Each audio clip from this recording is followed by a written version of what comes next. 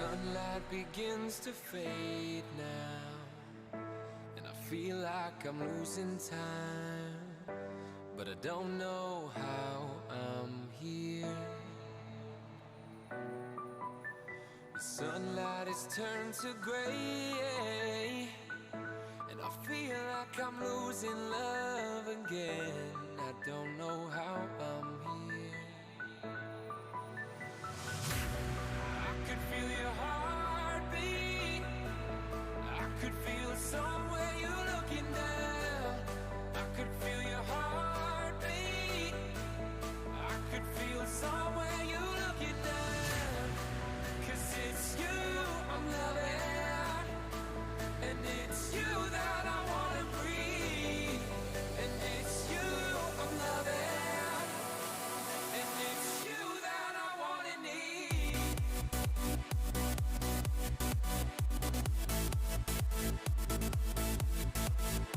Hello everybody and welcome to Simracersworld TV and round 10 of the Sunday Drivers MX-5 series.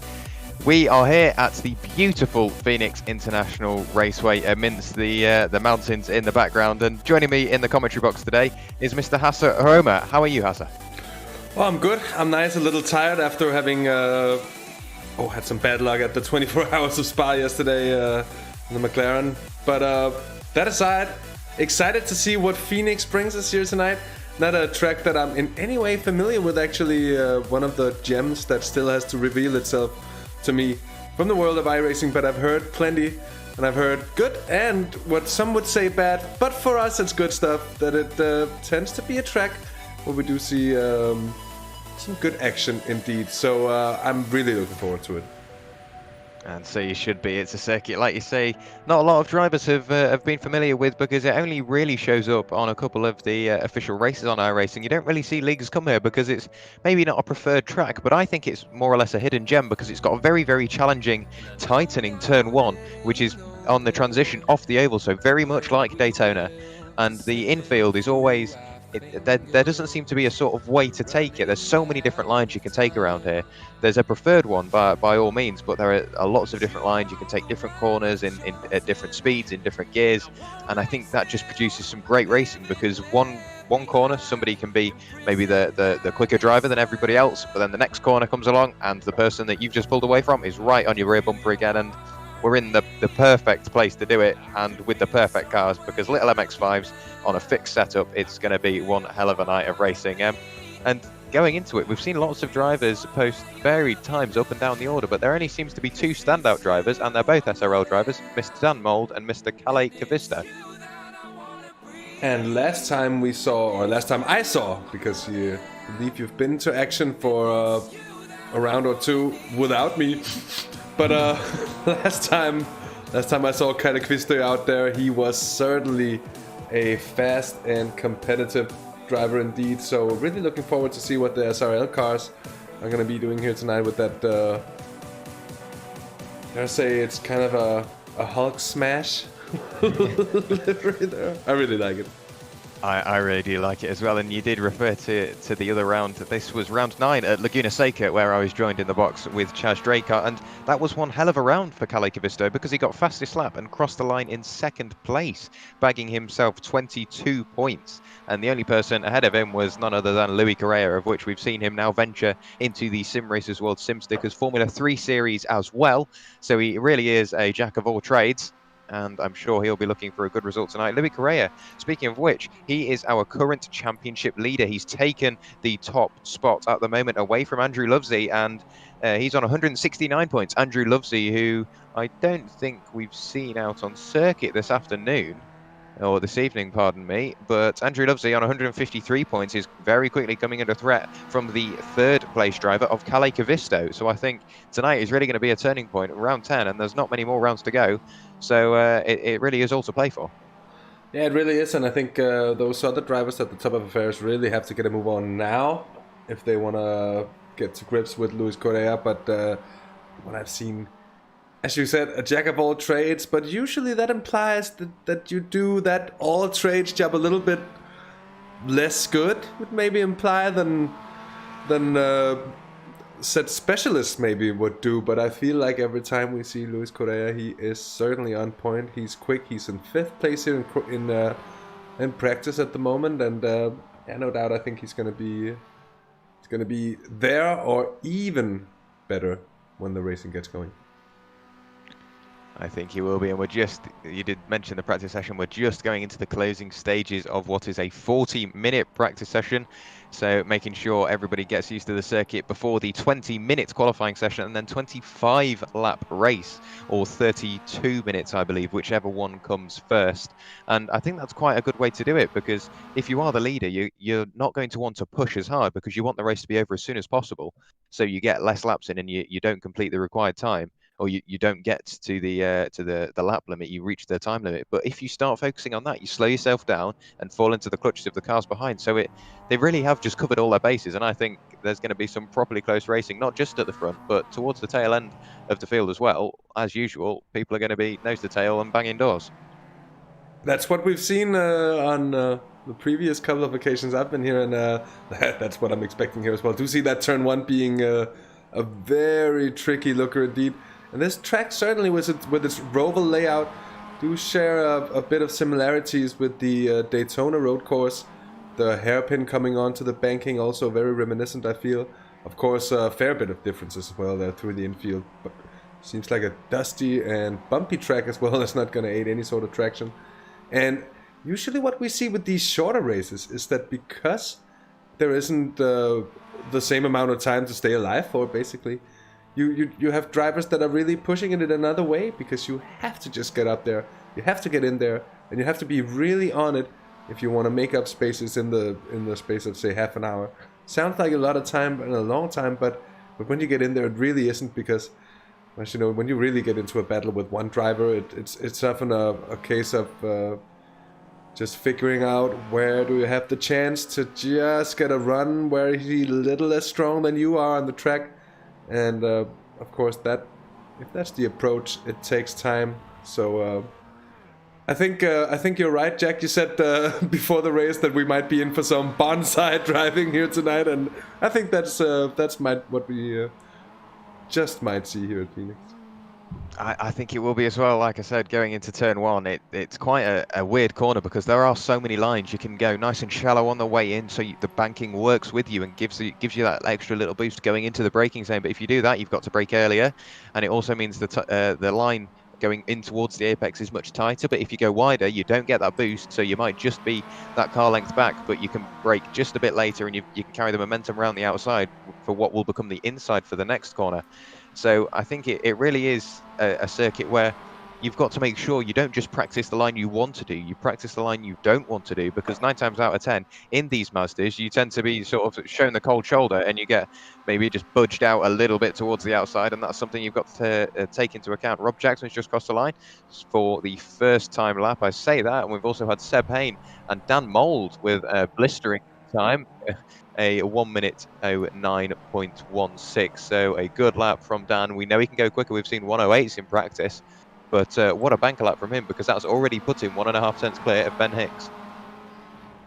Man, that's just what you want to do early days in a qualifying section like this. Just get a decent lap in early days that's set there to improve upon. Although I think that with 20 minutes, it's going to be possible to get better heat into the tires here. These V7s do need a few laps before they're optimal. And then if you're really pushing it, doesn't take a lot to overheat them as well. And with these MX-5 and the amount of sliding that the car just initially all very naturally wants to do, it's all a question of keeping it close to the edge, but not over. So my bad. should have the background drivers muted. We don't want no driver's radio bleeding through there, but that's what you get for actually racing once in a while. Which both you, Jack, Chas, and myself, mind you, once we do race once in a while, but that said, good lap for Dan Mold, and let's see if any of the top runners are able to contest it. Yeah, definitely. Well, you say that. He's once again posted a purple Sector 1 going into Sector 2. We'll keep an eye on it. The average sort of time between them is 18 seconds. He's one of the slowest drivers through Sector 2, funnily enough. So it'll be good to see what he can do this time by... It looks like he's on a slow lap. Yes, he's letting the one of the... I think that's one of the SimTech cars go through. Is it possibly Matt Tempest? It isn't. Let's see who else. Is it Rob Jackson? It is. But what that has now done, now Rob Jackson has got himself in front. That's given Dan Mold the prime opportunity to get in the draft and maybe just gain a couple of tenths, which might be what he needs to build that bridge between himself and the hard-charging Kalle Kavisto and Louis Correa, possibly. Louis Correa is out on a lap at the moment. We'll have to sit with him. He's going round the final left-hander of the banking, so we'll see what he can do. But the lap time variation can be quite large, but that could just be maybe you're in draft or you go very sideways through the final corner. Great save from Louis Correa. How the hell did he manage that, Hasse? Oh, that's a good question indeed. The MX-5 does like to slide progressively. That said, when it all gets over the limit, it also likes to just break away from you at times. So that was very well kept. And Peter van der Noord, the privateer, who's now in 8th place. And see what kind of lap time he's gonna put in here. He's now onto the banking, so the worst part of it is over for his hot lap. And saying that, we just had Luis Correa with a huge moment on this very banking. Seems like the car is twitchy at least, and it also looks like there's a bit of a kind of a bump or something, or maybe it's just right around there. Did you come through the corner? Dan Mold as well. Yeah, I thought I saw that as well on the Nord's car, but Dan Mold still our provisional pole sitter with a 1 minute 9.16. The time he just set was a 1 minute 9.273, so not quite where he wants to be during this qualifying session, but we've not even got to the halfway point yet. Only 6.5 minutes have elapsed. So still plenty of time for people to work their way up the order. Somebody we haven't seen as far up the order as I was expecting is Louis Correa. Yeah, but at this point, Jack, I think just 7 minutes into a 20-minute session wouldn't be that much pressure on Louis to have that perfect lap in the back. Although, did he go a little too deep into the long and slow right-hander there in the infield? I think he might just have... Or was it just a bit of an optical illusion? As he's now off the infield, onto the banking, and hoping for a little more stability to his car through the couple of bank corners here. You'd expect it to be easy, but anyone who's ever tried it with oval racing knows that it's anything but. And keeping a car on the limit on these bank tracks can be very, very, very difficult indeed. And mind you, these MX-5s, of course, aren't really set up for pure oval racing because you have to deal with the infield as well. Kind of self-explanatory as Louis Correa seems to go so wide, but he manages to actually collect that late apex. So that ever-tightening turn one seems to be such a difficult one to deal with indeed. And maybe a better laps here on the boards here. He is second already, so Luis Correa. Maybe I should just have a look at the timing board for a moment. He's in there with a 109.21. So not a lot of time there. Just half a tenth of a second off of Dan Mold. Kalle Kvister is in third place. And the SRL cars, as we're used to seeing, right up there. Ben Hicks is fourth, and he's set a 109.3. They're all very, very close. And speaking of team names that you gotta love, and liveries as well, very good looking. The fast cars go bang. Machine. And I guess you'd kind of hope that it doesn't. Because it really isn't a good thing in the end, is it? Anyway, the 52 car of Dan Mold is snaking his way through the infield. And the new fastest time, a 109 dead, or just above there, from Michael Elliott, the South African. And the SRL cars really showing their domination. And even on the races I haven't been in on, Jack, it's my idea at least that the picture has been quite the same. It really has been, but somebody we haven't seen that often. It's more or less does very, very good under the radar performances, does Michael Elliott. I'm just having a look back to see whereabouts he finished at Laguna Seca. He finished in third position, so on the podium.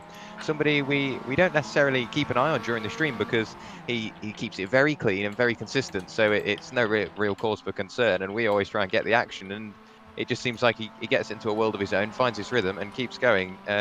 And at the moment, he is fifth in the championship on 93 points with a very sizable gap over sixth in the championship, Martin Peñarero, and just under it's an 18-point gap up to Bram Klaas in fourth position. And with the not attending Andrew Lovesey, I think there could be a couple of positions in the championship that swap around this evening, which would be good to see, just to see how everybody approaches this round and the next round after as well. But that was an absolutely rocket time from Michael Elliott, a 1 minute 9.019, like Hasse said, just about over the 1 minute 9 mark, but Luis Correa is only 600ths behind, so the Venezuelan for H20 Esports Racing is just about 600ths behind, very, very close. And Dan Mold is currently in provisional P3, he's in the pits, is what he is. Kalle Kvisto, the second of the SRL drivers, is in provisional fourth position. I did just hear somebody spin. I think that was one of... Yeah, let me just look through to find out who that was. I think that could possibly be Craig Walters. I recognise the livery. I just can't find it. That was Craig Walters indeed. And it was one of the fast cars go bang machines, if I'm not completely mistaken. Looked like their good-looking color scheme there is Ben Hicks. It could have been Harry Bowen who has dived into the pits. I think he might have been the one that got caught out there. Martin Peñarero's come to strife a little bit. He's gone off track for 7 seconds. Let's have a look back just to see what happened. It can very easily be done on the infield. That's not on the infield. That was going onto the banking. Ever rotated the car, booted it, kept his footing for quite a while. Does he keep it out the barrier? He does. Does a great job. Locked everything up, and very, very nearly got in the barrier. Kept it out and proceeds on with his qualifying session. We'll go back live with him just to see how he's getting on the number 4 machine in what is quite an odd livery, because it's got almost reddy orange sort of hue on the wheels, with almost a baby blue body with a white sponsor. So it's a livery which maybe doesn't work on first glance, but every cloud has a silver lining and all that. Yeah, and it's full of contrast with the wheels and body color indeed. So sometimes what doesn't really strike you as the most beautiful at first can grow upon you here. That's an absolute send from Derek Crowther there into turn 1. He's out very wide, the car still sliding. And as we saw before, the spinning car coming onto the banking there, once you overheat those rear tires, they just have all the less grip. And of course, being on the absolute knife's edge there into turn 1, that's one of the places where you can really build up heat into the tires. Of course, with the long oval section of the track, well, that's a good opportunity to cool them off again. but it's often quicker to build heat in the tires than it is to cool them off. I'll tell you what, Jack, every time I see them go into turn 1 there, I think, oh, he's just about to overtake the machine.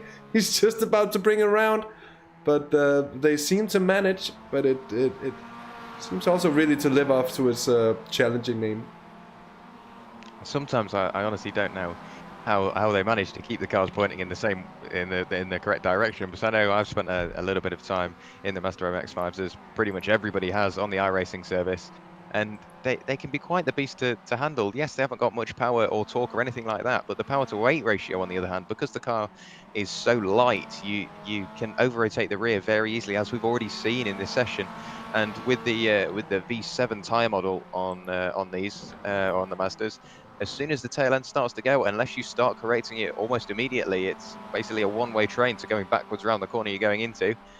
But it looks like everybody has got away with the hiccups they've had. We haven't seen many incidents. That's Martin Peñarero promoting himself right the way up the order, all the way up into P6. We were looking at him a little earlier on. Well, that livery must have helped him, because I'm sure it looks good from whatever angle he's sat at. So a fast or good-looking car obviously goes fast, and, well, he's point proven, because the number 4 car has put himself on provisional P6 at the moment. Another incident a little further round. That was one of the H20 cars in the wall. I think that's possibly Victor Olivieri. I'm trying to find him on the board. It's not. Was it Henrico Puttenstein? I don't think it was. That car's looking very clean. I can't quite find out who it was. It might have possibly been our provisional P2 sitter, Louis Correa, because he's in the pits now, and I'm not sure we're going to see him out for the final 5 minutes of the session. Well, I say that, just trust me to get it wrong. He's leaving the pits as we speak. Well, there it is, and as Murray Walker once said it, we make prophecies that instantly turn out to be wrong, and well, at least most of the time. And it's been the case once again here in Outlap. The 2 of the H20 cars and the number 5 machine. I'm just thinking if René Ware is, or Vare, I think it actually is, but if he's just looking to set up Luis Correa for a bit of a tow around the banking there for the hot lap, that could be the case. I'd be surprised to see them go out in a pair like that otherwise. So we're gonna have to keep a woke eye on that and just see if it's something they're gonna try to play out, and maybe just try to get that little bit of an advantage. Mind you, it's so close still. Dan Mold now with the fastest time. He's broken into the 108s with a 108.88. That's 0.14 of a second up on provisional pole sitter Michael Lillett. And there is Luis Correa onto the hot lap. And let's just see, is there another car in front? There actually is. And it does look like they've tried at least to time it. Oh. It's just, what a pain for the tires. And I do like the way they've distincted the different H20 cars from each other with the rims. And a nice way to be able to see that. The number 1 machine of Sander Vare onto the banking. Really utilizing every inch of tarmac there. And let's see whether he can keep the car a little bit more stable. There's that bit. It even looks like, Jack, it looks like to me like the car is even taking off for a short moment there. I don't think it really is, but I'd be very surprised if it was. But it does look a bit peculiar, doesn't it?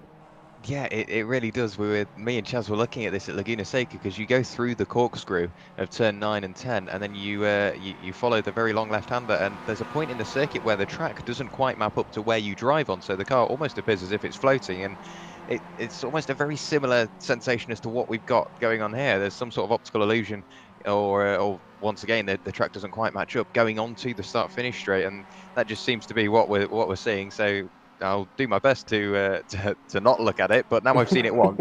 Every time the cars go past there, I will obviously end up seeing it. But we did mention we're looking at one of the H20 Esports racing cars. So while we're talking about them, while we're on the subject, a massive thank you to H20 Esports for sponsoring this series. The H20 Esports campus in Amsterdam is sort of the big think tank behind it. And we really wouldn't be able to do it without them. So a massive thank you to H20 for sponsoring the Sunday Drivers Championship. I'm just looking up and down the order. We've now got 2 SRL drivers on provisional pole and provisional P2. That's Dan Mould, and now Michael Elliott has returned out to the circuit. He's just finished his out lap, so we'll have to sit with him just to see what I can do very late on in the session. He seems like he's in quite a low gear, just getting the car up to temperature before one very, very quick flying lap. But I think this is one of the first times the front row at the moment is occupied by a full simulation racing leagues Mazdas. Impressive stuff that they can push out 2 cars on top of such a tightly contested grid, because it's so close, and it's more the case that it's the hundreds or thousands of a second that are separating times on the grid. And it's actually the 10th and such. It's very, very, very impressive. And Luis Correa still haven't improved on that 109.08. That'll take him onto the front row. And I think he's still on track, so still a chance. As Michael Elliott comes around, we're going to keep an eye on his lap time just to see. But it's a 109.38 for him. Not the time he was looking for by a long chalk, but the number 34 car continues on, going on to what looks like a much quicker lap. You can hear the engine is running at a higher note. You saw the car skipping around there, so he really is on the edge of adhesion. Following one of the H20 cars, has to brake very early, jink to the inside just to avoid any contact between the two. That could have possibly been some sort of team tactics there. There seems to be a building rivalry between the H20 Esports racing cars and the Simulation Racing Leagues cars. We've seen them battle toe-to-toe every round pretty much, and as soon as the SRL guys have got an edge, H20 are trying to come back at them, whether it be qualifying strategy or something of the such. But the qualifying session is now up, so anybody crossing the line will be going across the line for the final time. We'll keep looking at Michael Elliott. This is quite a quick lap. We'll have to see whether that H20 car managed to slightly put his lap down to a deficit, but he's coming around the final corner now, going over the famous Phoenix jump onto the start-finish line, crossing the line now. Can he improve upon the time or even better put himself on provisional pole position? No, he cannot, with a 1 minute 9.432. His teammate comes over the line, Dan Mould, with a 1 minute 9.233. So neither of the SRL cars managing to grasp pole position yet. Luis Correa isn't going to improve. He's crossing the line now very slowly. Kalle Kavisto improves though with a 1 minute 9.034, demoting Luis Correa even further down. So at the moment, the top 3 are all SRL cars, Hasse. Top 3 lockout. That is more than impressive. That's almost unbelievable. And a beautiful lap. And what timing there from the Finn to put it in at the very last moment when nobody's able to respond. And I'm just going to see what kind of lap time it is. He came in there with his final lap 1/100th of a second of Michael Elliott there, so that's precision engineering from the Finn to take 3rd place there at the very final moment indeed. Still a few drivers on track, some of them just rolling around, some of them actually on a lap. That's not the case for David Geddes there though. Roberto Garcia, the Spaniard, the privateer in the 53 car, and as I say that, my prophecy here turns out to be wrong yet again. Sven Dalemans, I was actually racing him at a race at Le Mans last week. That was good fun. Anyways, the grid order, if you will: Dan Mould, Michael Elliott, and Kalle Kavisto for Simulation Racing League. 1, 2, 3. Then Luis Correa, Sandavare, Ben Hicks, and Martin Penedero. 7th, we've got Bram Klaas, Sebastian Hein, Victor Oliveira, René Vare, and Matt Tempest in 12th place. Neil Armstrong, Peter Reed. Rob Jackson is in 15th with Roberto Garcia in the 53 car we saw just before. Peter van der Noord in 17th place with David Geddes, Robert van der Heuvel, then Henrico Puttenstein, Craig Walters, David Crowther, Sven Dalemans, Harry Bowen, and 25th is gonna be Alvaro Rodriguez, Timo Paya, Arturo Davila in 27th place for H20 as well, so they're at both the top and bottom ends of the grid. Pedro Marimon in 28th and in 29th and final position, it's Jordanin Svetsanov. So a real range of cars up and down the order, and everybody with their lights ablaze, because it is that time at Phoenix International Raceway. It's slowly starting to turn into dusk, which does mean the track will be quite friendly on the tyres, nice and cool. So everybody will have that confidence to push a little harder. What a picture we're seeing at the moment. 2 or 3 SRL cars all in shot, with a H20 car on the very right-hand side of Louis Correa just peeking in. He wants to be part of the action as well, but a full SRL front row, followed by Kalle Kavisto. Everybody waiting. You can hear the revs rising in the background. Very shortly we will be underway. But round 10 of the Sunday Drivers MX-5 series here at Phoenix is going to be one hell of a race going off qualifying. Everybody's nice and close. Like you said, I said the top 3 were within just about 100th of a second of each other. Well, the top 2 were within 100th of a second of each other, and then if you want to go back another car, you get about 300ths of a second. But round 10 of the Sunday Drivers H20 Esports League here at Phoenix International Raceway. The lights are on, and we go green here at Phoenix. A great start from our P2 starter. That's Michael Elliott. Dan Mould didn't seem to let the clutch out just about in time. Kalle Kavisto is very quickly going to come under pressure from the hard-charging Louis Correa. Both the H20 cars looking to make a move. Louis Correa up the inside of 2 of them, almost 3 wide going into turn 1, but Louis Correa catching out on Michael Elliott, and Sander Ware's got up the inside as well. So the H20 cars not wanting to sit back either. Michael Elliott really has dropped back now, all the way down in 5th place from 2nd place. Dan Mould still leading the way from Kalle Kavisto, Louis Correa, Sander Ware, Michael Elliott, and Martin Pereira has got the best seats in the house, because he's watching this and he's already built up quite a nice gap to Ben Hicks. They're going to want to have it strung out as quickly as possible around the infield, so they don't go 2 wide, 3 wide, and all that stuff. That's going to slow them down and cause the gaps to appear in the field. And we've had someone spinning there.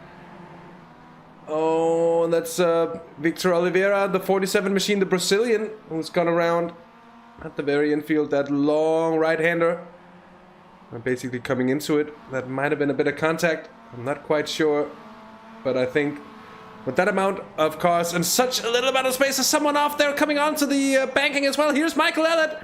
So he's fallen down the order. He's down into 5th place there and defending from Martin Pereira. And I think he's got it covered into turn 1 for now.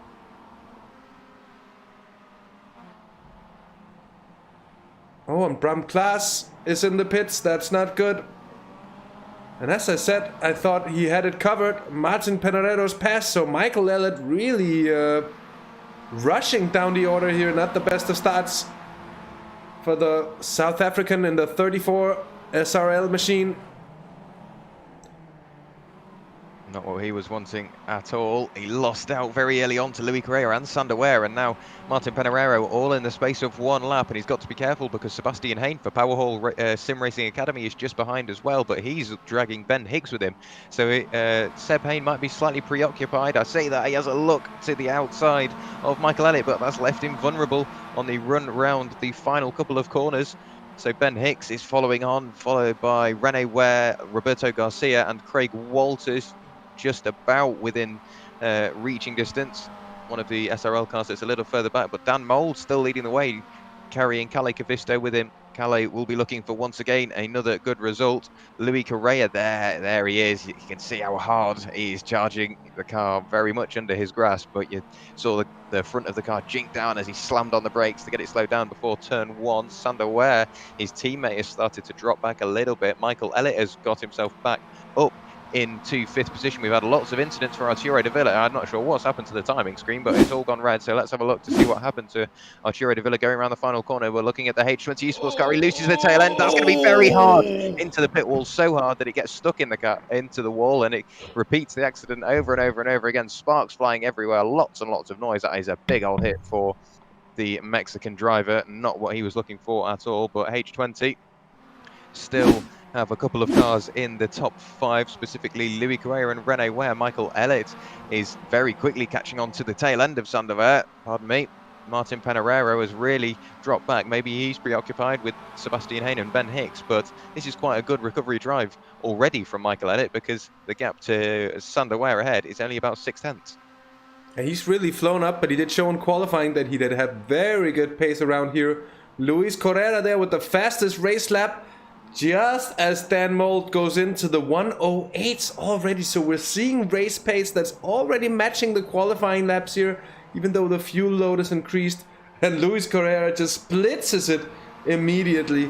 And they're so close still at the top of affairs, just separated by a few seconds there. I think actually Luis Correa might have lost a little bit of towards, saying that he is still on the tail.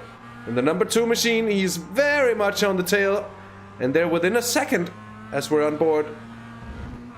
I gotta love the red roll cage, driver's suit, and everything within that car.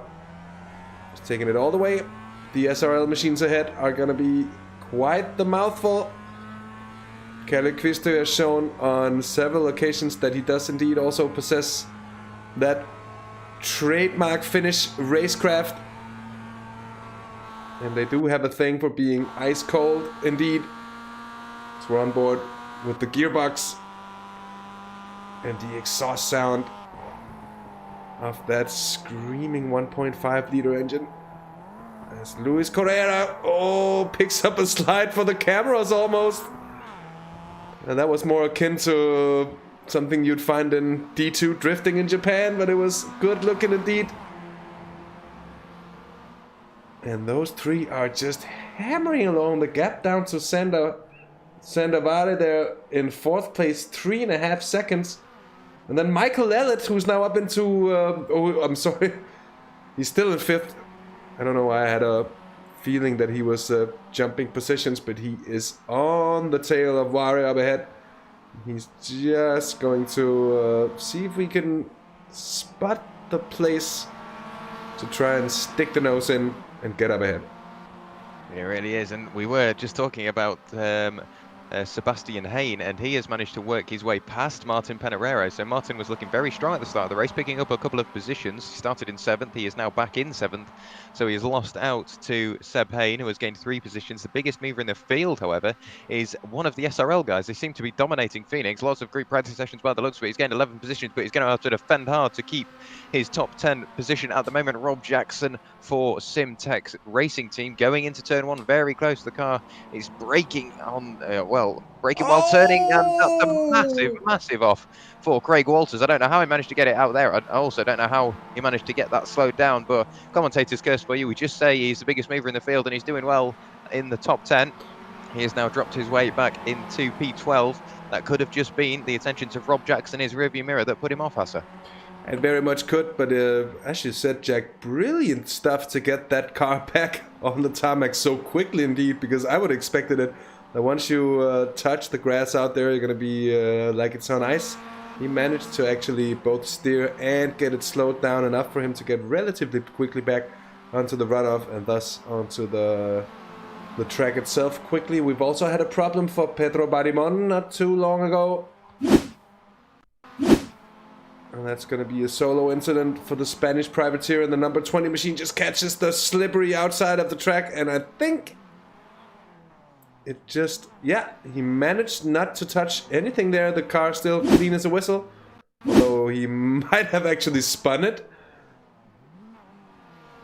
So did I say clean as a whistle a second too quickly here, Jack? We're going to see as he comes back onto the track. Oh no, he's all right.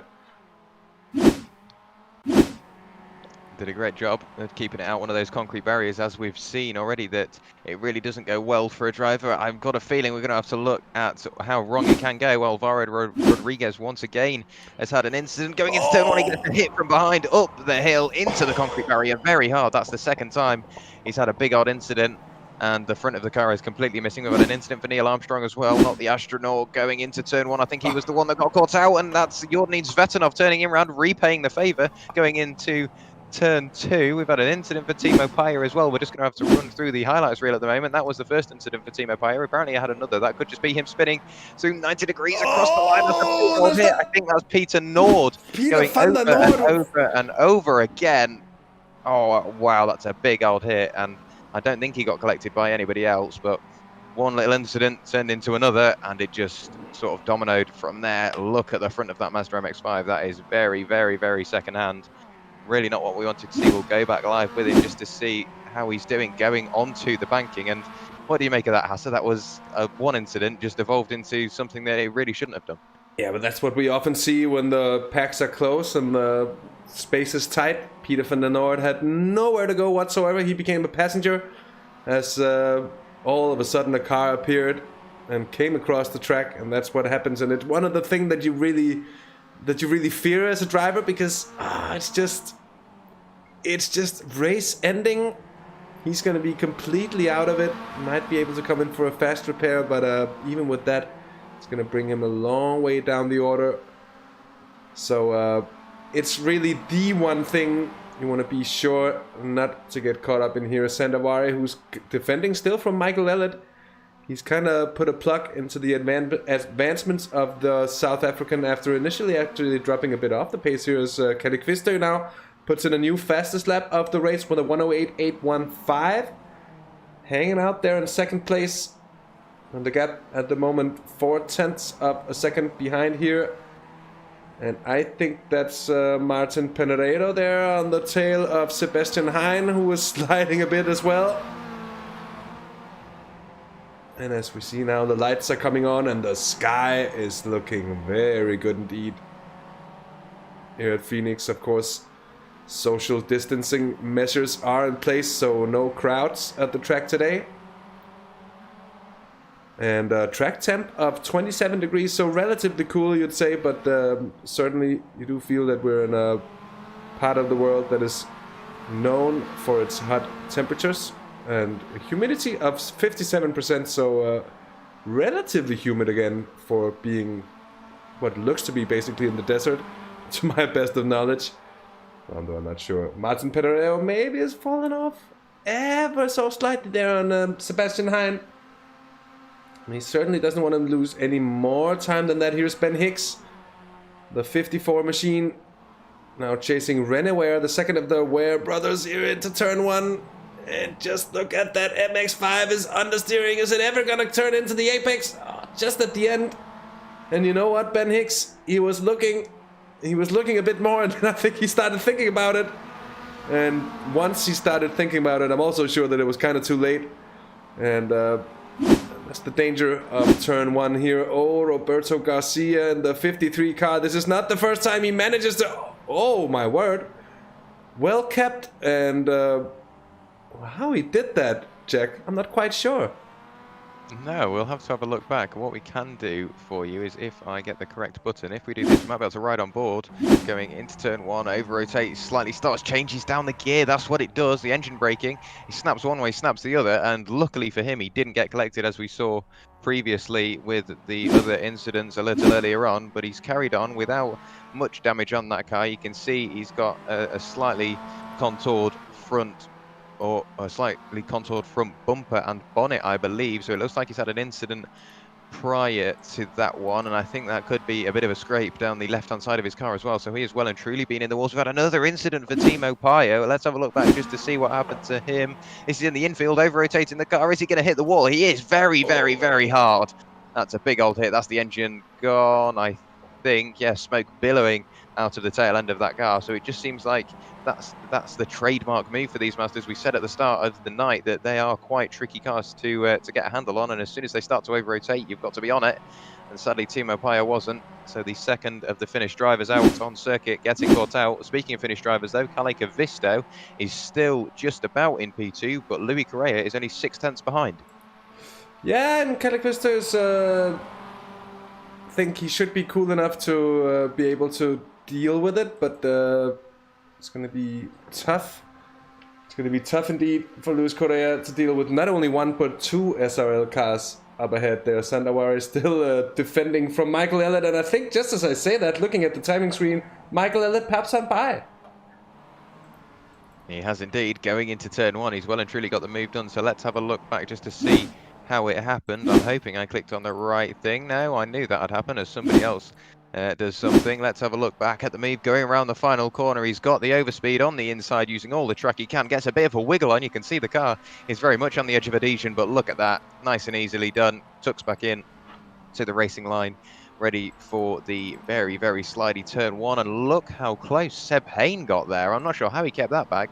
And I think that is the number 9 car mixing in with everybody as well. So that would be the lapped car of Alvaro Rodriguez, of which we looked at him as he had an incident. Apparently he went off track and he's struggling to get out of the way of everybody at the moment. So Alvaro pretty much having a night to forget, but back up towards the pointy end of the field. Actually, we'll go to the Canadian of Dave Geddes in the middle end of the field. We've not seen much of him. He has slowly started to come under pressure from one of the SRL cars we've got out on the grid. So Derek Crowther just behind in an SRL car that looks slightly different to the others. Yeah, you'd expect them to try and maybe just keep the visual identity, but Derek Crowther maybe on different tastes. Perhaps he just doesn't like the... Maybe he doesn't like the Hulk theme. Maybe he doesn't like the Hulk. I don't know. That's the only reason I can probably think of at the moment. Oh, as someone's off up ahead. That's Peter Reed for Syntech Racing Team. And he manages not to pick up too much drama there, Jack. No, but speaking of liveries that look like the Hulk, we're going to have another look at Dave Geddes. We'll get a TV camera so you can get a better look.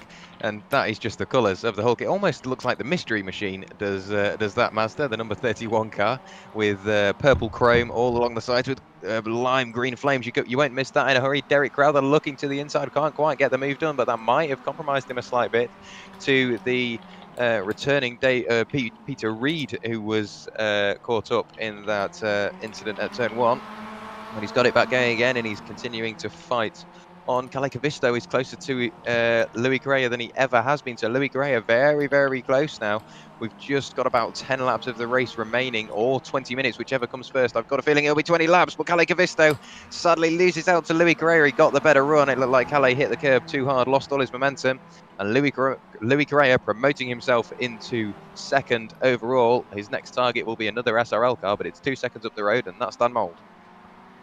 Yeah, Dan Mold now with a bit of an advantage, and that's for the first time, as we're just over halfway through the race as well. Lap 14 out of 25, and he has been impeccable so far here. Luis Correa proving me wrong that he would have that much of a hard time getting past Calicavisto, because once he got in striking distance, made short work of it indeed. And now Calicavisto is going to try to just hog that rear end and see if he can provoke a mistake, but he might already just be a slight bit too far back to really pressure Luis Correa into a mistake. Yeah, it looks like he's a little too far up the road, does Louis Correa, but Calicavisto looking to the inside, but we know Louis has got quite a unique line, but it seems to work at him. Look at the gap that he built. He's gone from 1 car length to 2, almost to 3 now. Louis Correa really is doing something else through that turn 1, and the gap for the lead has gone from 2 seconds to 1.3 seconds in the space of a lap.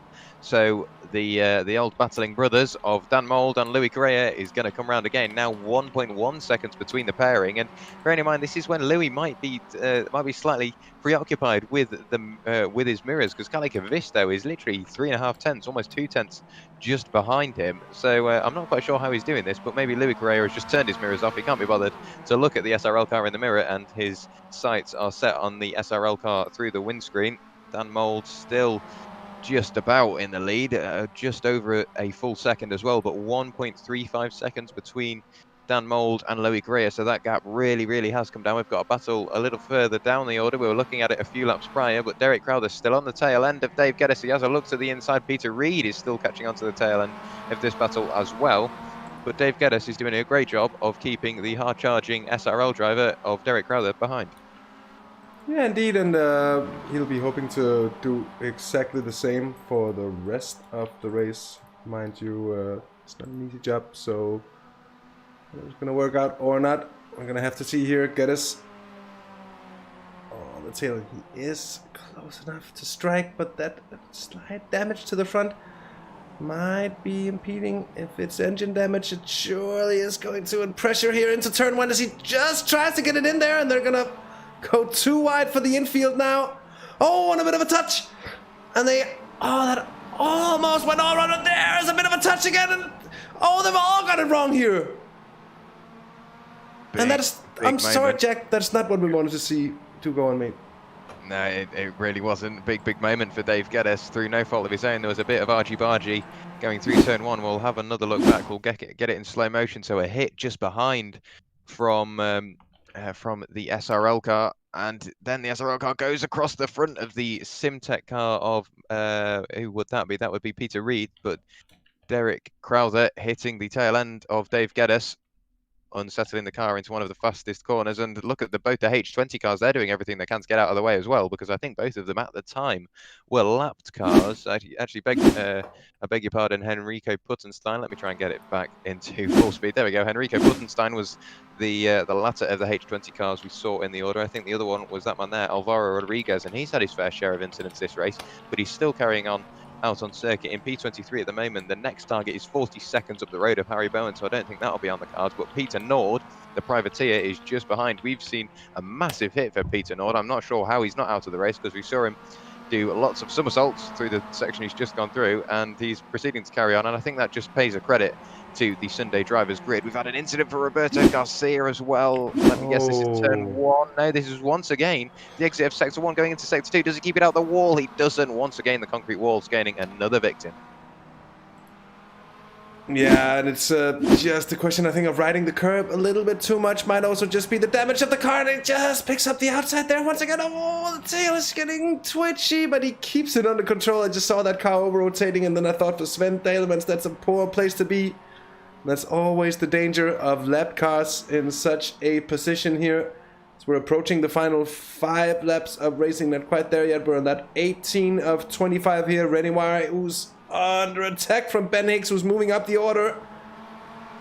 And the fast cars go bang. Number 54 machine. Not only does it look good, but it goes pretty well. And under big pressure, Renoir, but he's dealing with it for the time being. And then, of course, Ryan Jackson in between, just trying to maybe spot out any opportunities. Oh, he picks up the curb just a bit too much. And it's still Ben Hicks ahead. But you know what? He had the run there, and I'd be surprised to see... Oh, that's actually Sandawar and not Renoir. I was a bit confused to that. I think Renoir is in 11th place. No, that is Renoir. So Sandawar is now in 11th place, and that's... my bad on the confusion part of it there. We have had an incident for Robert van den Heuvel. This is once again in the infield section. Oh wow, he did lots and lots and lots of curb, and he can't get it slowed down. Let's have another look at that once again in slow motion. So going up the curb there is Arturo de Villa, leaving plenty of room on the inside, doing everything he can, and I'm not sure what happened there. I think both cars going for the same piece of tarmac. Robert van den Heuvel obviously has to carry the momentum through the corner, but I don't think Arturo de Villa could have done much about it either. He wouldn't have seen it happening, and if we go back to full speed, does he hit the wall? I don't think he does, but let's have a look at Arturo de Villa. Actually, was it Alvaro Rodriguez? I can't quite find out who it was. It was Arturo. Yeah. Poor old Arturo de Villa. He's had such a tough time this race, and he just got a really bad surprise indeed, and that car does not look good to me as he's bringing it back to the pits now for repairs. And that looked a little bit enthusiastic from Robert van den Heuvel there. Have we had another incident? That's Peter Reed again, and he just about kisses the wall. He almost manages not to. That car's got a bit of a dent already. It's just picked up another one, but it's not too bad this time around, and he's gonna carry on.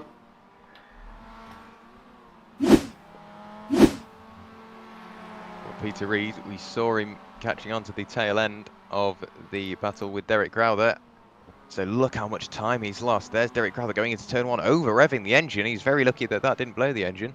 But there is Derek Crowther, and then there is Peter Reed. So he has lost a lot of time and a few positions amidst that incident. You can hear the engines revving to the red line on the change down, looking for every ounce of power you can get out of these little 1.5 Masters. Bouncing over the curbs. Hasse mentioned that earlier, that the curbs really are where time is won or lost, and it seems like through Sector 1, you need to avoid them like the plague, because they really do unsettle the car, going through the very quick left-hander, leading into the very hard braking zone for the long right-hander. Doesn't use much curb there at all. So it looks like that is the way to play it. But once again, looking back up at the leaders, Dan Mould has really pulled his finger out. Now 2 seconds once again ahead of Louis Greyer, but Louis Greyer, I thought he would be preoccupied in his rearview mirrors, and he is, because Kalle Kavisto is now half a second away from the H20 esports driver.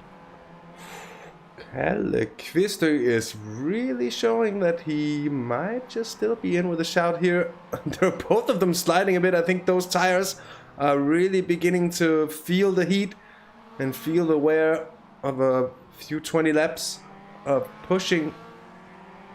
And I think especially the right tires, the right hand side tires, might be suffering that little bit extra.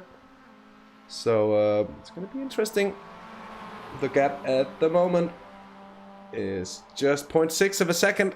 So while that's not striking distance, it's certainly close enough to get into striking distance. And it's just a single mistake away for Luis Correa.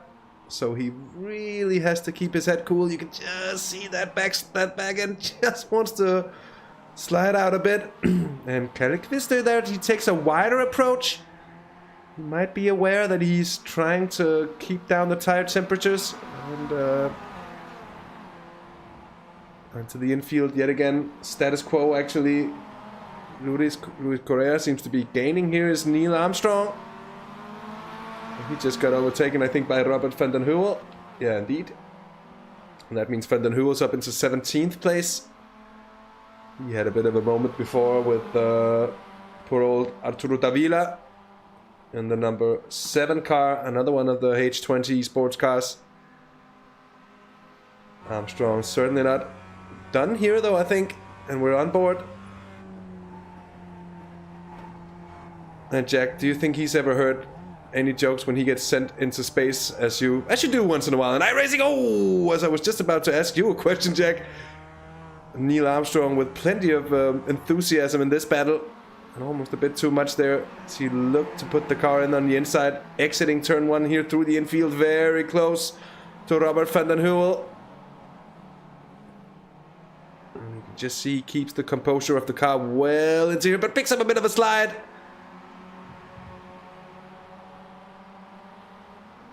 And Armstrong, I'm sorry, Jack, I hear you breathing. That's fine, I was just stretching because I've been in the same position. I don't want to look away, so I've been in the same position for quite a while, so I had to have a quick stretch while the race has calmed down. Well, that's all I'm getting there, because Neil Armstrong is looking to the outside of Robert van den Heuvel for Team Heuvel Marketing.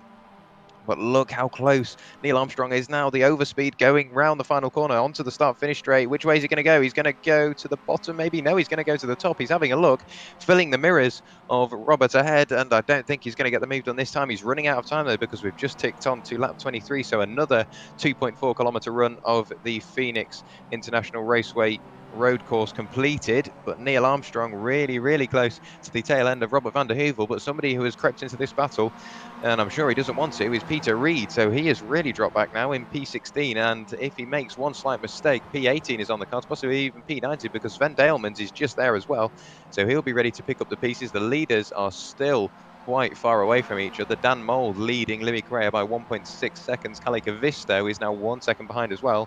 So everybody's spread out quite nicely. Michael Elliott's still there in 4th position, quite the way back. Seb Hain is not too far behind for Power Hall Sim Racing. Martin Pereiro is really in a world of his own. That was a very busy turn 1. Let's have a look to see what was happening. That was Rene Ware under pressure from Rob Jackson. Ben Hicks following on as well. Craig Walters is looking to make up all the positions he can. He's in P10 now, looking to the inside late on the brakes. You saw him flash the brake lights a couple of times just to try and get it slowed down before he locked up the brakes. Great move up the inside of Ben Hicks, but he's compromised his line for the very long right-hander. So can he keep the position? Meanwhile, just a little in front, Rene Ware's doing everything he can to defend from the hard-charging Rob Jackson in the number 36 machine, but Craig Walters has kept the position, promoting himself into P9 overall, and he's looking to get another position here. Rob Jackson, he was very close to the tail end there. Going onto the oval section of the circuit, up towards the final corner, I've got a feeling Craig Walters will have the draft, maybe not to the amount that he would quite like, because Rob Jackson is also piggybacking off René Ware as well. So I've got a feeling this race well and truly isn't over, but I'm sorry, we're going to have to look away from this battle because our leader is already halfway around the final lap, Hasse. It's absolutely incredible. It's flown by these 25 laps of racing in just under half an hour, and we've been treated to some really, really good stuff. And I want to say that we saw there from that was Craig Walters. Absolutely moves off the race as he was just absolutely throwing it by Ben Hicks. It was beautiful, and he's gonna take my heart with that one. But Dan Mold has been impeccable from lights to flag, and just one more car to... Is he even gonna pass it? I don't even think so. But he is gonna take the checkered flag. Beautiful stuff indeed in front of Luis Correa. And he's gonna be in a good position for the championship as well. Further gaining on Caliquisto, Michael Elliott finishing 4th. So after a good qualifying, not the best of starts there, opening a couple of laps that were poor, but he's fought back well. Sebastian Hein, 5th place for him. Martin Pereiro comes home for 6th. Well, that's gonna be pretty good for him. And then that battle there, Craig Walters, he's up into 7th place, and he just about picks off René Ware on the line with Ben Hicks in behind. That was absolutely impressive to see. Sander Ware in 11th place, and then Derek Crowther in 12th, and that's gonna be right in front of Matt Tempest, the Simtech driver, Victor Oliveira, and Henrico Puttenstein, and then Peter Reed in 16th. I think Peter Reed's had pretty good pace in the car, but he's been quite unlucky on more than one occasion. Neil Armstrong and Robert van den Heuvel, and then David Geddes, 19th for him. Roberto Garcia in the 53 car, he has been more than unlucky as well. That's his fair share of incidents. And then a couple of the even unluckier ones here. Alvaro Rodriguez. And it was even worse for Arturo Davila,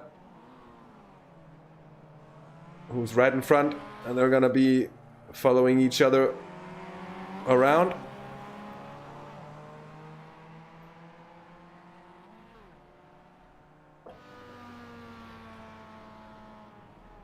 That was one hell of a finish. René Ware finishing 0.04 of a second behind the number 41 Simulation Racing League's car of Craig Walters. Very, very close finish. I'm glad we just about got that on the cameras because that was very, very close. We need to see almost a slow-mo of that finish if we can possibly get it. Let's have a look. I don't think we'll be able to, but that was one hell of a race. And, well, that's what Martin Pereiro wanted to do by the looks of it. Done lots and lots of donuts and decided that that engine shouldn't remain in the car for much longer. But, ladies and gentlemen, we do have results for you from round 10 of the Sunday Drivers MX-5 series at Phoenix. Dan Mold with a convincing win in the number 52 car for Simulation Racing Leagues, finishing 1 full second ahead of the Venezuelan of Luis Correa for H20 Esports Racing. Then we go back to another flood of Simulation Racing Leagues cars. Kalle Kavisto rounding out the podium in 3rd position, followed by Michael Elliott. Sebastian Hein for Power Sim Racing Academy crossed the line in P5. Martin Pereiro in 6th, Craig Walters in 7th, René Ware in 8th, and Ben Hicks in 9th. Rob Jackson for Simtech Racing Team rounds out the top 10. And then we go back into a couple of the drivers that ended up being picked up in incidents a little earlier on. Sander Ware in 11th, Derek Crowther in 12th, Matt Tempest in 13th, Victor Oliveira in 14th, Henrico Puttenstein in 15th, Peter Reed in 16th, Neil Armstrong in 17th, and Robert van den Heuvel in 18th. I do believe that should say Van den Heuvel, but it just says Van. And then who else have we got? Dave Geddes across the line in 19th, Roberto Garcia across the line in 20th, Sven Dalemans in 21st, Harry Bowen 22nd, Alvaro Rodriguez in 23rd, Peter Nord in 24th, Pedro Maramon in 25th, Arturo Davila in 26th, Timo Paya in 27th, and I think Yordnin Svetanov retired very early on. So not the race the Hungarian was looking for, but that was one hell of a race. We had lots of battles up and down the order, and we've still got some interviews to look forward to, Hasse. So who do you think we should drag in?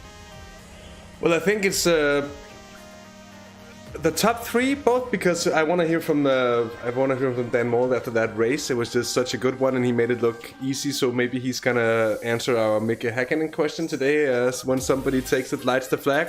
I want to hear from Luis Correa as well, because he's leading the championships. He drove a very, very good race, was pressured and had to put pressure for the entirety of the race and did so very well. And then Kalle Kvistø, who took the fight to Luis Correa, but ended up just behind. And of course, a couple of drivers there from the midfield as well to maybe get into. So we're maybe trying to watch something that isn't really coming up on my screen for some reason. No, it's not coming up on my screen. I think it's because we're going so far back into the Oh, race. there it is. But as you can probably tell, ladies and gentlemen, because we now have the H20 Esports racing driver of Louis Correa, we are going to bring him into the box as well. Louis, that was one hell of a race. Going into the start of the race with the Simulation Racing League's cars P1, P2 and P3 and you lining up in fourth. Was it a race you were going to push everything for and really just hope for that win? No, and actually was trying just to survive because it's a track that is quite hard to me. And I was just hoping some of them make some mistake. Thankfully, Kalle did one, and I was able to take advantage of it.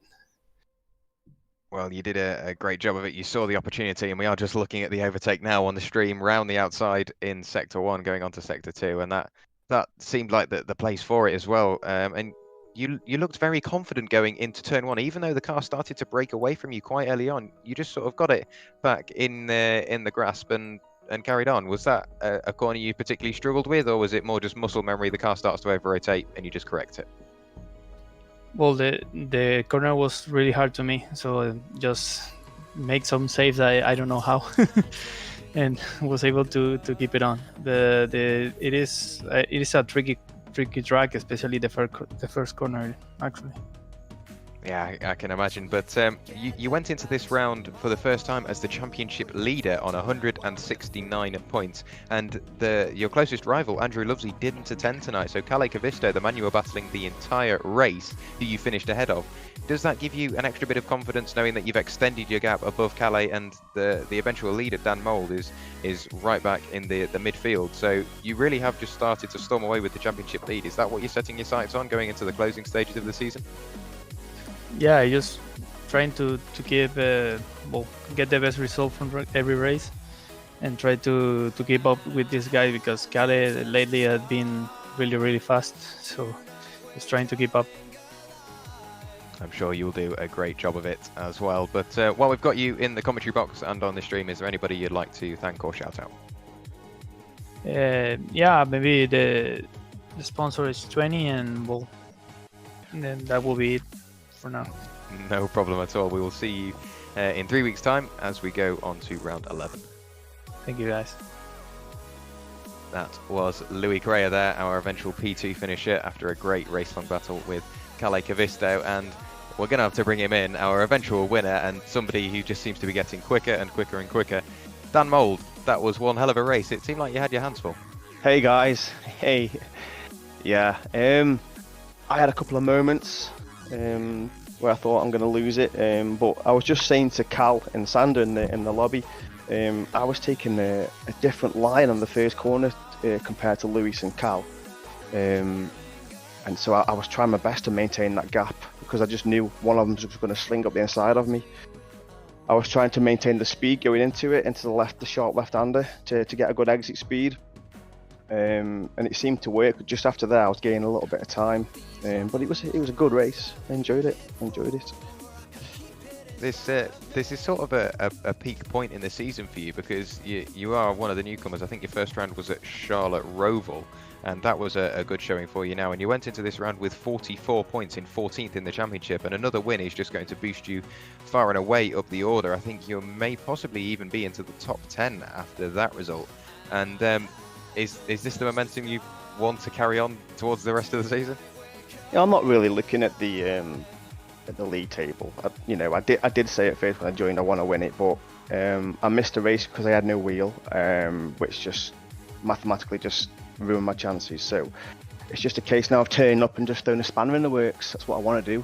Upset the top boys, Whether it's a teammate or not, I'm here to race. Whether it's a guy in my colours or a guy in the pink, I'm not bothered. You know, I was thinking about do I back up Louis for Cal, but no, I race the guys on track. Like I say, I'm not bothered about colours.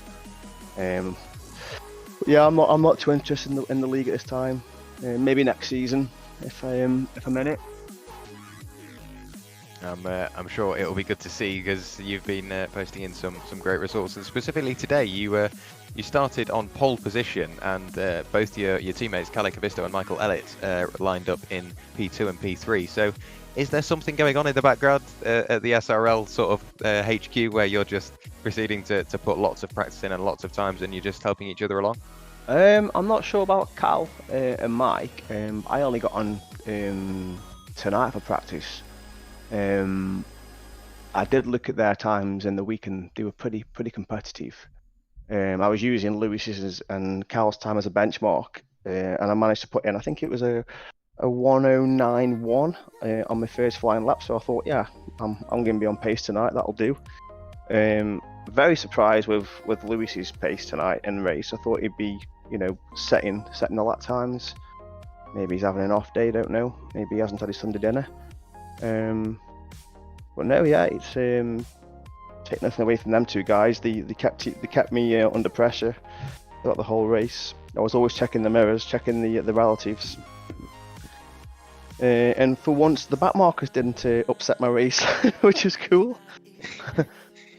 Well, it looked like you dominated from start to finish, even though at some points Louis Correa was getting slightly too close for comfort by the looks of it, but dominating nonetheless. While we've got you in the box, one final quick question: is there anybody you'd like to shout out? Just the SRL guys, and again, all the guys who organised the league. It's very enjoyable. It's something, you know, I'll look forward to. There's been a week where I've not been able to race because I had no wheel, and it was, you know, it was gutting that you spend, you know, you go work and you come home and you do your hobby, and it's just something that you really want to do. You sit down on a Sunday night and you can't race and you're gutted. So yeah, it's a well organised league. It's a very open and friendly league. I'm just glad to be a part of it. So yeah, SRL boys and everybody else involved, everyone is a dream to be a part of. And obviously you two guys for putting on such a good show, which I will be watching back hopefully later or tomorrow. Brilliant. I hope we put on a good enough show for you. We tried to look out into the distance to see whether we could see it, but it was a good result nonetheless. Once again, another massive well done tonight, and we'll see you at Silverstone. Oh, nice. Cheers, guys. Have a good night. Bye-bye. Bye-bye.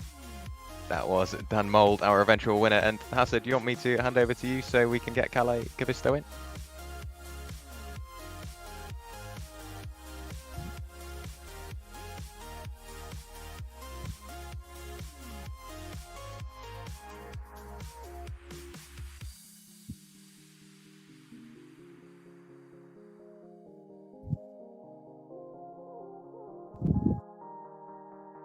Yeah, it's always the same guy, but yeah, I think at the end of the day it was whoever made the less mistakes won, because I made one mistake and Louis took advantage of that. So, and I was after that I was hoping that he will spin or something that he never did.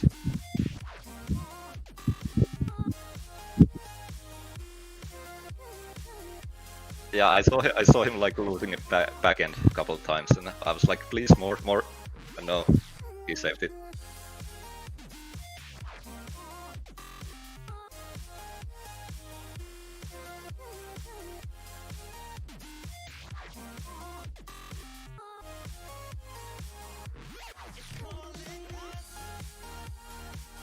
Yeah, but when we race, so it doesn't matter who's in front of me. I want to get past, but also, of course, I want to try to be safe. No matter if it's my teammate or if it's H20 car or anything. So yeah, it was quite nice qualifying because I managed to like improve the last lap, so that was quite nice.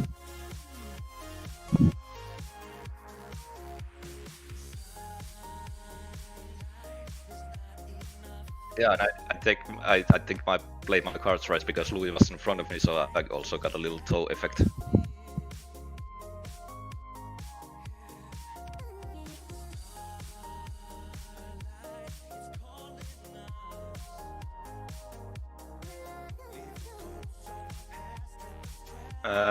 Yeah, well, I'm still quite happy how it is because, to be honest, when we started the season, I would never believe that I would be this high up on the standings. So I just try to not to change anything. So what I'm doing seems to work. And now with my OBS unmuted, so it's not only Kalle who's hearing me, but the stream as well at the same time. Kalle, is there anyone you'd like to shout out here at the end of the interview? Yeah, the same old story. So you guys, and thanks to Sander, this is awesome stuff. This Sunday Drivers Cup, and thanks all the viewers and drivers, of course. And I'll see you next time. See you next time, Kalle. Cheers. Yes, bye. Was Kalle Kavisto, our eventual P3 finisher. We have one more person to drag in, so I'm hoping we can get him in just before we end the stream. It's Mr. Sander Werrell. That was quite a busy race for you. You were in at the pointy end with the rest of the H20 cars and the simulation racing these cars, and then you started to drop back a little bit. Was there a reason for that, or is it just getting caught up in unfortunate little incidents and maybe the odd mistake here and there? No, there was definitely a reason for that. As of lap 10, I lost all sound suddenly. Didn't hear anything, nothing. So I just had to more or less guess when to shift and when to see the slide, just by looking at the image, and hoping to. And I had a lot of slides that I caught too late, and well, I was just losing a second and a half per lap more or less. So 6 places lost. It does just show how important the sound of these cars is, because it's a car that really doesn't like being over revved. We saw lots and lots of blown engines throughout the race, mainly because of the concrete walls. And speaking of the concrete walls, during maybe your practice sessions or during the qualifying, was there ever a point where you thought, if I make a mistake, it's really going to hurt, because the concrete walls do not take prisoners? Yeah, well, actually mainly on entry on the oval, I think, and well, also of course after the just on the finish line, you have to be careful a bit. But no, I was quite comfortable on this track, and I had high hopes also. I had the rhythm. I was on 4th place, I think, and finally I could, the number 1, I could put it a little bit on on top of the board. But well, again, bad luck, and it wasn't my day again. I'm pretty sure you are still going to be in the top 10 of the championship, which can only mean you're doing something right. But going into round 11 at Silverstone in 3 weeks' time, you've already been to Silverstone once this season. So is that a circuit that works for you, or is it more a circuit you just want to get done and out of the way and then keep charging towards the end of the season? Well, it is another circuit that really works for me. I like it. It's the national national layout.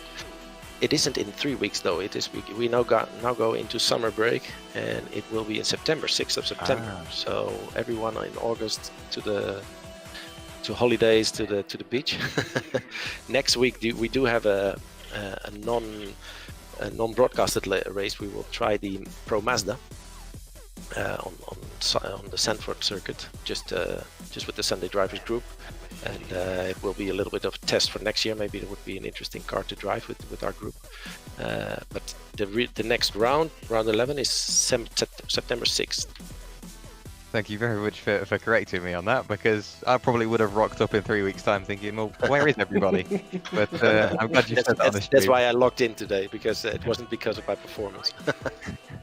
Well, it was a good performance nonetheless. Even with the issues bared into mind, you continued on and crossed the line in 11th position. But while we've got you in the commentary box, and for the final time for 2 months, is there anybody you'd like to thank or shout out?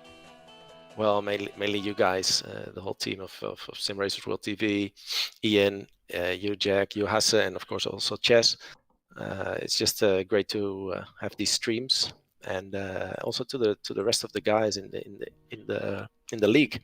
I think it's a fun league. It's quite successful. I always aim for everyone is welcome in the league, so we have a lot of different levels maybe, but I try to have all the emotions under control. Sometimes things happen that shouldn't happen, but I think it's a very fun league, and I think everyone now more or less knows the philosophy of the league, and yeah, it's positive and it's fun, and I hope the rest of the drivers feel the same. I'm sure they will. But thank you very, very much for joining us in the commentary box for round 10 here at Phoenix. And once again, well done, even bearing in mind the issues that you had. You did a great job. Okay, thanks. Have a good night, guys. You too. That was Sander Werrell, our eventual P11 finisher. And, well, driving 15 laps without any sound must have been quite the challenge. But thankfully, he did mention on the 6th of September, we have round 11 at Silverstone National. So we've got the summer break all the way through until September from the date today, which is the 12th of July. So quite the wait. But I don't know whether I can wait that long. We've had an absolutely amazing night, Hasse, and we've got to wait almost 2 months until we see the Masters back out on circuit. Yeah, it's going to be a long wait before we get the MX-5s out again. Hopefully, or luckily, we've got plenty of good action to come in the meanwhile here on Simracersworld TV. But indeed, it's going to be an empty space that nothing else can fill. That special MX-5 space. It really will be, and it's almost a shame that we've got the summer break, although it is obviously it's great for the drivers to grab a break between the 3 weeks time, or between the 3 week races, and I'm sure they're all going to be hard at work getting the practice in for Silverstone, because we all know the more time you spend behind the wheel, it can have some negative effects, but it can only mean good things the more time you spend going around the Silverstone National Circuit. But I don't think I've got anything to add. Any final words from you, Hasse? No, nothing from me either. It was a really enjoyable. I start talking, of course. One thing to add: really good race, really good action. There was a couple of really good battles in the midfield that went back and forth, and really good overtakes. Really tight racing that we usually don't see with the GT cars, because they're just double the size, and there's just never really the space for the actual cars on track, and that's just what the MX-5 brings. So that was just a pleasure to see. That was all I got to add. Well, I couldn't sum it up much better myself. It really is a pleasure to commentate and a pleasure to watch as well. Just seeing how the drivers can push themselves in different ways, and maybe if they have a bad race 1 week, 3 weeks later, they can come out and do it all again and hopefully make amends. And I think that just adds to the tension. And well, we can't get more tension than we're going to end up with, because in 2 months' time we will head to Silverstone, like we've mentioned, and once again that will be streamed here on Simracersworld TV.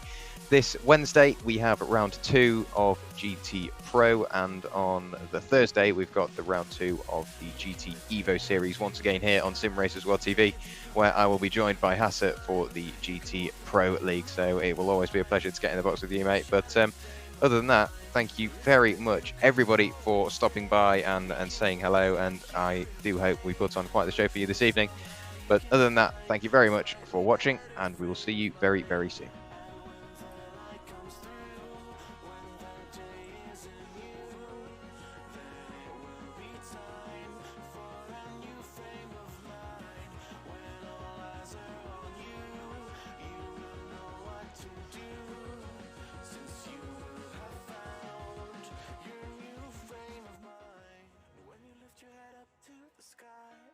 Take a deeper breath and give it time.